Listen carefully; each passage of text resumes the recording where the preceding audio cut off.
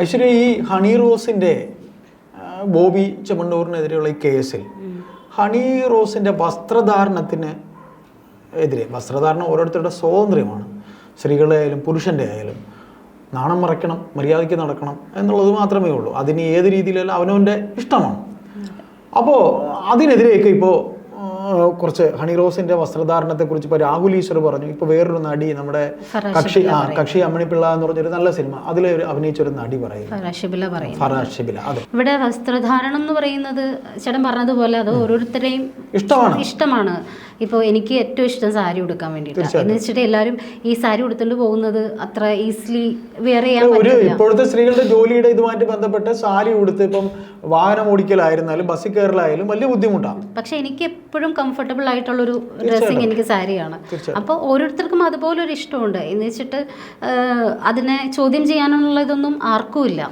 പക്ഷേ ഇവിടെ ഹണി റോസിൻ്റെ വസ്ത്രധാരണത്തെ എല്ലാവരും ഒരേ സ്വരത്തിൽ കുറ്റം പറയുമ്പോൾ അത് അതിലൊരു കാര്യമില്ലേ എന്ന് ചോദിച്ചാൽ എനിക്ക് പേഴ്സണലി ഹണി റോസിൻ്റെ ചില വസ്ത്രങ്ങളോട് ഇഷ്ടമില്ല, ചില വസ്ത്രധാരണങ്ങളോട് ഇഷ്ടമില്ല.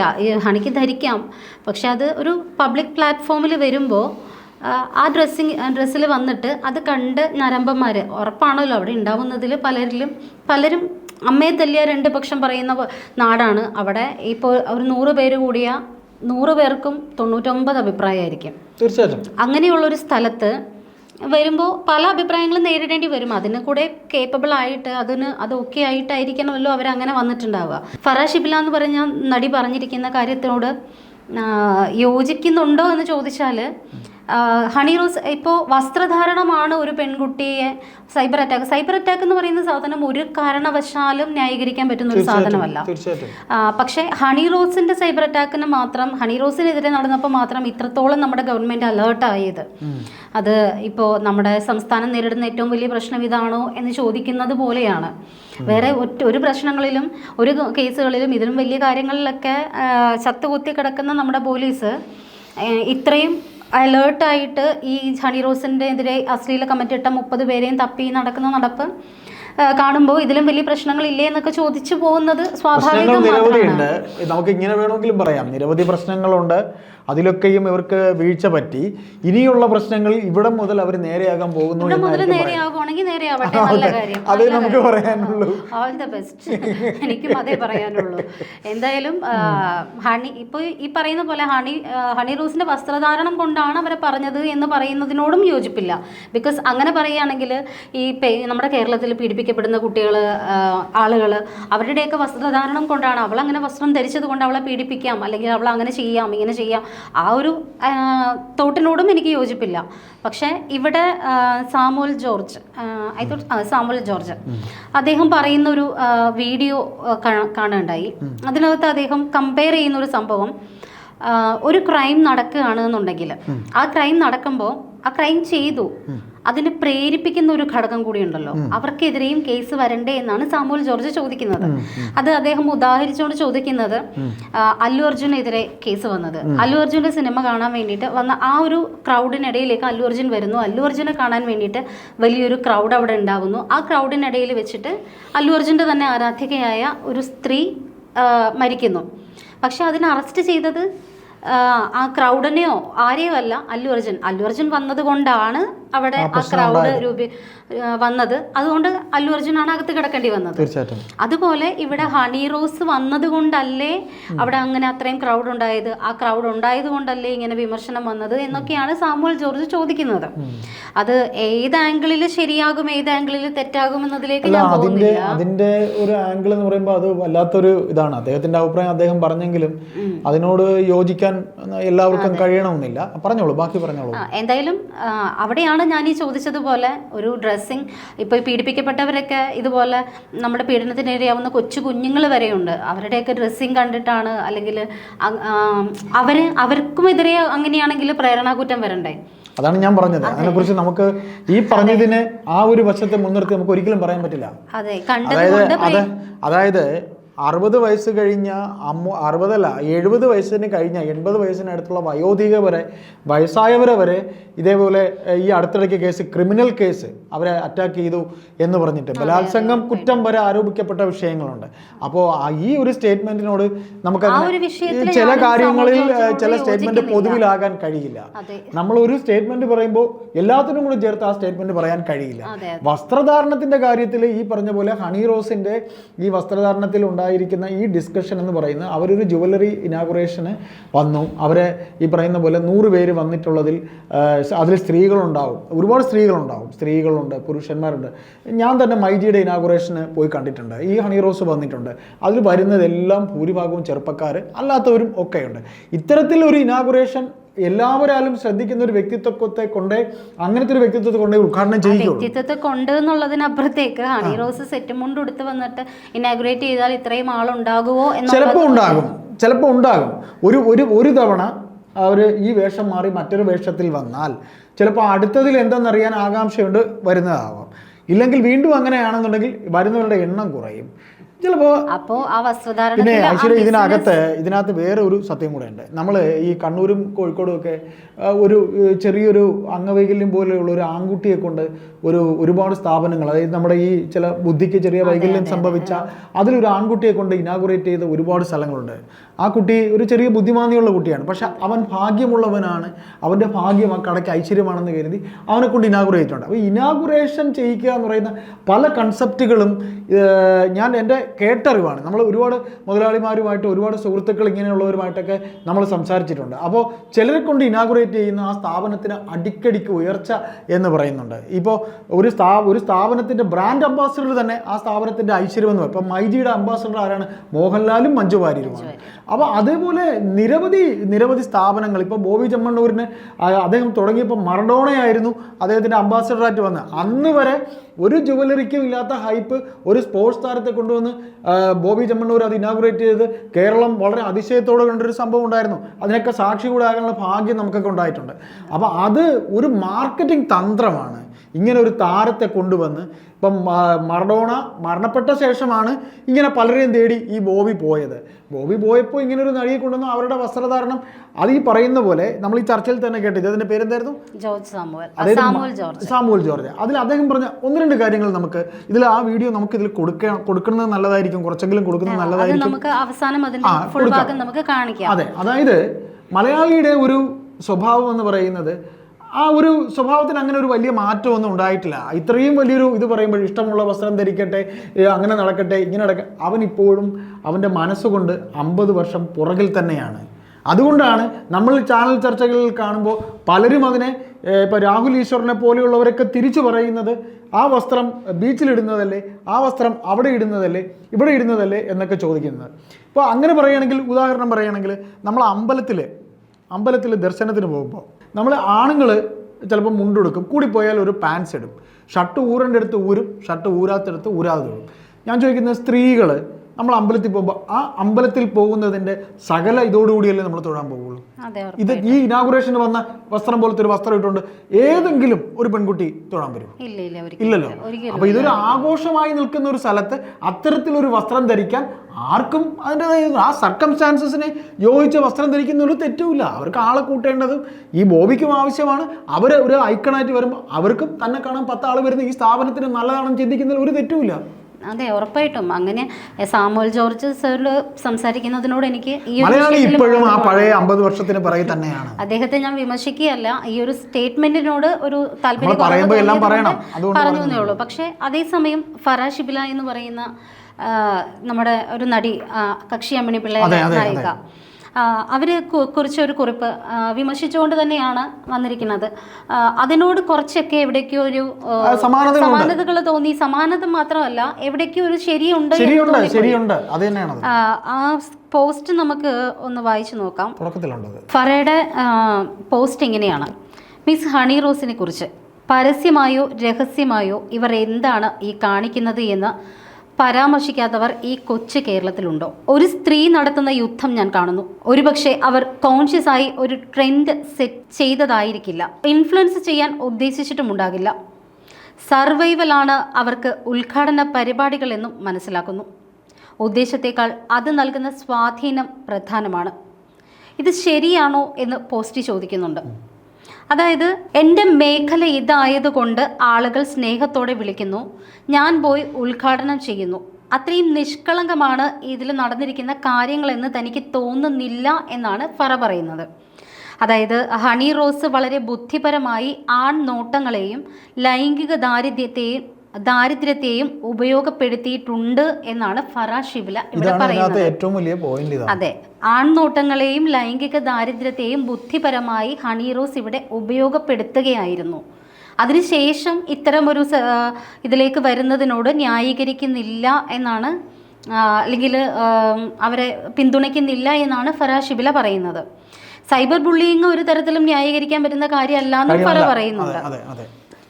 അല്ല, ഈ ആൺനോട്ടങ്ങളും ലൈംഗിക ദാരിദ്ര്യവും എന്ന് പറയുന്നത് കേരളത്തിലെ ഒരു വലിയ വിഷയം തന്നെയാണ്.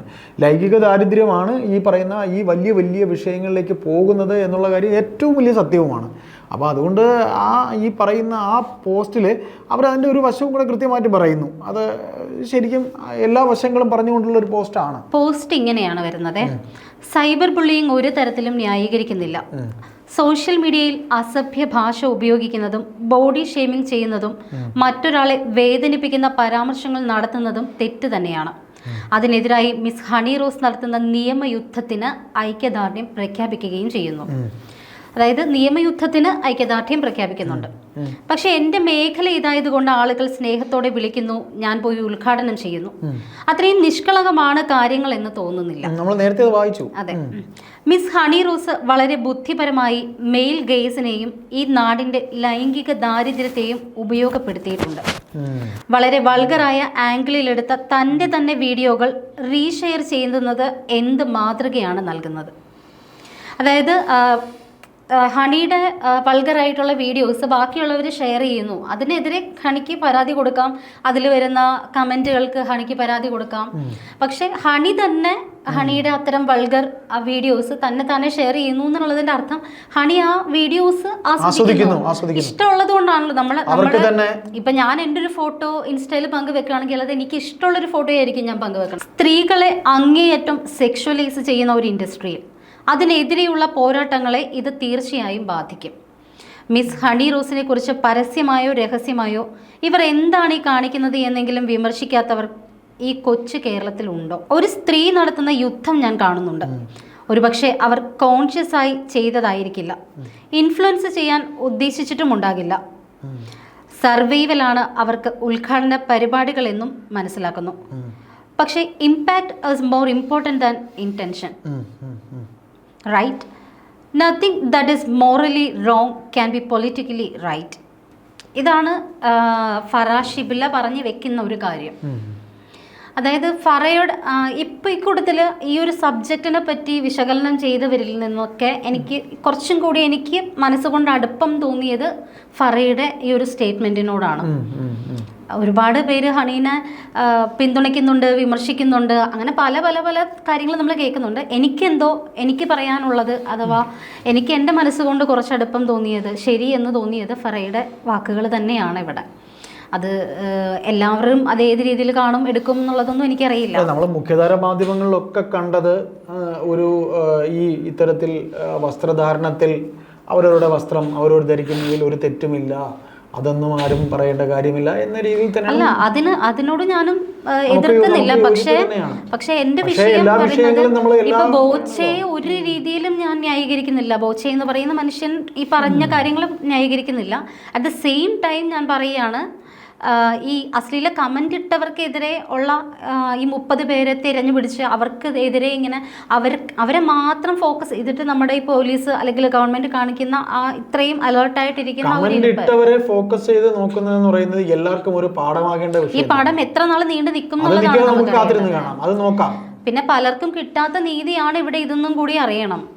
പലർക്കും കിട്ടാത്ത നീതി. ഈവൻ ഈ ഒരു ചാനലിൽ വർക്ക് ചെയ്യുന്നതിൻ്റെ പേരിൽ മാത്രം എനിക്കെതിരെയൊക്കെ വന്നിട്ടുള്ള അശ്ലീല കമൻറ്റുകളും പോസ്റ്റുകളും ഒക്കെ വെച്ചിട്ട് നമ്മൾ കേസ് കൊടുത്തു. 1-2 ദിവസമൊക്കെ അകത്തിടാനും പറ്റിയിട്ടുണ്ട് നമ്മളെ കൊണ്ട്. പക്ഷെ അകത്തിട്ട് പുറത്തിറങ്ങുമ്പോൾ ഇവന്മാരൊക്കെ നന്നായി പോകും എന്നുള്ള വിശ്വാസമൊന്നും നമുക്കില്ല. പക്ഷെ പിന്നെ റിപ്പീറ്റ് ചെയ്യില്ല എന്നുള്ളൊരു നമ്മുടെ ഹോപ്പ് അതാണ്. ഐശ്വര്യ ഒരു സ്ത്രീ എന്നെങ്കിലും പറയാം. നമ്മൾ ഇപ്പോൾ ഞാൻ ഈ മീഡിയയിലുള്ള ഒരാളാണ്, എനിക്ക് എൻ്റെ രാഷ്ട്രീയം പറഞ്ഞതിൻ്റെ പേരിൽ എനിക്ക് ഒരുപാട് കമൻസ് തെറി ഒക്കെ നമ്മുടെ ചർച്ചകളിലൂടെ കിട്ടിയിട്ടുണ്ട്. അത് മാത്രമല്ല ഈ രംഗത്തുള്ള മറ്റ് വീഡിയോകളൊക്കെ കാണുമ്പോൾ നമ്മുടെ തന്നെ പല സുഹൃത്തുക്കളും സ്വന്തമായി തന്നെ പല ചാനലുകളിൽ അവരുടേതായ രാഷ്ട്രീയം ഇപ്പോഴത്തെ സമൂഹം അവർ പറയേണ്ട വെർഷൻ പറയുമ്പോൾ അതിൻ്റെ താഴെ പച്ച മലയാളത്തിൽ തെറികൾ. കാര്യം നമ്മളോടൊപ്പം തന്നെ ഈ ഫീൽഡിൽ റിപ്പോർട്ടർമാരായിട്ട് ജേർണലിസ്റ്റുകളായിട്ട് വന്നിട്ടുള്ള ആൾക്കാർ, സമൂഹത്തിൽ നല്ല രീതിയിൽ കാര്യങ്ങൾ വിമർശിക്കുന്നവർ പച്ച മലയാളത്തിൽ പച്ചത്തെറി കണ്ടിട്ടുള്ള എത്രയോ വീഡിയോകൾ കമൻസിൽ ഞാൻ കണ്ടിട്ടുണ്ട്. ആ പറയും നമ്മുടെ സുഹൃത്തിനോട് ചോദിക്കുമ്പോൾ എന്ത് ചെയ്യാൻ പറ്റും നമുക്ക് വിമർശനങ്ങൾക്ക് അതിർവരമ്പ് വേണം. പക്ഷേ ഇതിൽ ഒറ്റ കൺക്ലൂഷനേ ഉള്ളൂ, ഒരു സ്ത്രീയെ മനസ്സിലാക്കാനുള്ള കഴിവുള്ളൂ. സ്ത്രീകളുടെ മനസ്സ് മനസ്സിലാക്കാൻ കഴിവുണ്ട് ആണുങ്ങളെക്കാളും. അപ്പോൾ ഈ പെൺകുട്ടി പറഞ്ഞിരിക്കുന്നത് ഒരു സ്ത്രീയുടെ മനസ്സാണ്. ഒരു സ്ത്രീയുടെ മനസ്സിനെ കുറിച്ച് നടിയുടെ പേരെന്താ? ഫറാഷിബില ഒരു സ്ത്രീയാണ്. ഒരു സ്ത്രീക്ക് മറ്റൊരു സ്ത്രീയെ മനസ്സിലാക്കാൻ കഴിയുള്ളൂ എന്ന് പറയുന്നത് പോലെ ഫറാഷിബില ശരിക്കും ഹണി റോസ് എൻ്റെ വസ്ത്രധാരണത്തിലല്ല കുറ്റം പറയുന്നത്. ഹണി റോസ് ശരിക്കും എന്താണ് ഇതിൽ ഹണി റോസിന്റെ ഭാഗത്ത് നിന്ന് ഇങ്ങനെയൊക്കെയാണോ ഉണ്ടായത് എന്നൊരു സംശയം. നെഗറ്റീവും പോസിറ്റീവും അവർ പറഞ്ഞു വെക്കുന്നു എന്നുള്ളതേ ഞാൻ പറഞ്ഞത്. ഒരു സ്ത്രീക്ക് മാത്രമേ ഒരു സ്ത്രീയെ കുറിച്ച് പറയാൻ പറ്റൂ. നീതി മറ്റു പലർക്കും കിട്ടുന്നില്ല എന്ന് നീതിയുടെ കാര്യം ഈ ഒരു വ്യക്തി പറഞ്ഞു. ഇതിനേക്കാൾ ഉപരി നിരവധി കേസുകൾ ഈ പോലീസ് സ്റ്റേഷനുകളിൽ പല പെൺകുട്ടികളും നിരവധി പേർ കൊടുത്ത കേസുകൾ ഉണ്ടാവും. പക്ഷെ അതിന് സൊല്യൂഷൻ ഉണ്ടായിട്ടുണ്ടാവും. അതില്ലെന്ന് നമുക്ക് പറയാൻ പറ്റില്ല. സൊല്യൂഷൻ ഉണ്ടായിട്ടുണ്ടോ എന്ന് ചോദിച്ചാൽ ഞാനിപ്പോ ഇതുപോലെ ഒരു ഫേമിൽ വർക്ക് ചെയ്യുന്ന ആളായിട്ട് പോലും 6 വയസ്സുള്ള കുഞ്ഞിനെ എന്റെ മകളെ പോലും സോഷ്യൽ മീഡിയയിൽ ഇട്ട് ഞാൻ പറയുന്നത് സോഷ്യൽ മീഡിയയിലെ കാര്യമല്ല ഞാൻ പറയുന്ന അല്ലാതെ തന്നെ നമ്മുടെ കേരളത്തിലെ പല പോലീസ് സ്റ്റേഷനിലും നമ്മൾ സോഷ്യൽ മീഡിയയിലെ അറ്റാക്കാണ് ഈ വിഷയമെങ്കിലും പലയിടത്തും ഇതേപോലെയുള്ള ലൈംഗിക വൈകൃതങ്ങളുമായിട്ട് ബന്ധപ്പെട്ടുള്ള കേസുകൾ നിരവധി വന്നിട്ടുണ്ടാകും. അതൊക്കെ പലതും നല്ല ഓഫീസർമാരാണെങ്കിൽ അത് ഇടപെട്ട് നല്ല രീതിയിൽ ഒരിക്കലും ഇനി ആ ചെയ്തവന്മാർ ആവർത്തിക്കാത്ത രീതിയിൽ ഇടപെട്ടിട്ടുണ്ട് എന്നൊരു ഇതുകൂടെ എനിക്ക് പറയാനുണ്ട്. കാര്യം നമ്മൾ തന്നെ പല കാര്യങ്ങളിലും നമ്മൾ ഈ സമൂഹത്തിലേക്ക് നിൽക്കുന്നവരായിട്ട് പലപ്പോഴും ഈ കേസുകൾ പലതും പല പോലീസ് സ്റ്റേഷനിൽ വന്നായിട്ട് നമ്മുടെ പോലീസ് സുഹൃത്തുക്കൾ പറഞ്ഞ അറിവ് എനിക്കുണ്ട്. അത് സോൾവ് ചെയ്തിട്ടുണ്ട്. പക്ഷേ നമ്മളിപ്പോൾ ഈ സൈബർ അറ്റാക്കിനെ കുറിച്ച് പറഞ്ഞ് സോഷ്യൽ മീഡിയയിലെ കാര്യത്തിൽ ഇപ്പോൾ ഐശ്വര്യ പറഞ്ഞ ഐശ്വര്യയുടെ എന്താ മകളെ പോലും ഇത് ചെയ്തിട്ടുണ്ട്, അറ്റാക്ക് ചെയ്തിട്ടുണ്ട്. എന്ന് വെച്ചാൽ സോഷ്യൽ മീഡിയയിൽ വഴി മോശമായിട്ടുള്ള കമൻസ് വന്നിട്ടുണ്ട് എൻ്റെ കുട്ടിക്കെതിരെ പോലും. എന്തിനേറെ അങ്ങേയറ്റം ഈ കേസ് കഴിഞ്ഞിറങ്ങിയിട്ട് മീൻസ് നമ്മളിത് എൻ്റെ കുഞ്ഞിനെ തൊട്ടപ്പോൾ മാത്രമാണ് ഞാനത് കേസിലേക്ക് പോയത്. ആ കേസ് കഴിഞ്ഞ് 2 ദിവസം ജയിൽ ശിക്ഷ അനുഭവിച്ച് പുറത്തിറങ്ങിക്കഴിഞ്ഞിട്ട് ഇതേ ഇവൻ തന്നെ വീണ്ടും ചെയ്തത് രാഹുൽ ഗാന്ധിയുടെ വെപ്പാട്ടി എന്ന് പറഞ്ഞിട്ടൊരു ന്യൂസ് ചെയ്തു. ഒരു ഓൺലൈൻ ചാനലുകാരൻ തന്നെയാണ്. അതിനകത്ത് ഫ്രണ്ടിൽ കൊടുത്തിരിക്കുന്ന രാഹുൽ ഗാന്ധിയുടെ കൂടെ കൊടുത്തിരിക്കുന്ന ഫോട്ടോ എൻ്റെ. രാഹുൽ ഗാന്ധിനെ ഞാൻ എൻ്റെ ജീവിതത്തിൽ കണ്ടിട്ട് പോലുമില്ല. അതാണ് നമ്മുടെ കോടതിയിലും നിയമവ്യവസ്ഥയിലും ഒക്കെയുള്ള വിശ്വാസം ഇല്ലാണ്ടായി പോകുന്ന കുറച്ച് ചെറിയ സാഹചര്യങ്ങളാണ് അതൊക്കെ. ഏതായാലും നമ്മൾ ഈ നടിയുടെ അതിൽ പക്ഷെ ആ ന്യൂസിൽ എന്നെ പറ്റി ഒന്നും പറയുന്നില്ല കേട്ടോ. എന്തൊരു ഫോട്ടോ കൊടുക്കണ്ടേന്ന് വിചാരിച്ചിട്ട് എന്റെ ഫോട്ടോ ജസ്റ്റ് ഒന്ന് ബ്ലർ ചെയ്തിട്ട് എന്നെ കൊണ്ട് മാനസിക വൈകൃതങ്ങളാണ്. പക്ഷെ ആ മാനസിക വൈകൃതം ഉള്ളവനൊക്കെ ഇപ്പോഴും ചാനൽ നടത്തി മുന്നോട്ട് പോകുന്നുണ്ട്. അവരെയൊക്കെ 2 ദിവസം പിടിച്ച് അകത്തിട്ടു എന്നുള്ളതല്ലാണ്ട് നമ്മുടെ നിയമവ്യവസ്ഥയ്ക്ക് ന്യായത്തിനും ഒക്കെ എന്താണ് ചെയ്യാൻ പറ്റിയത്?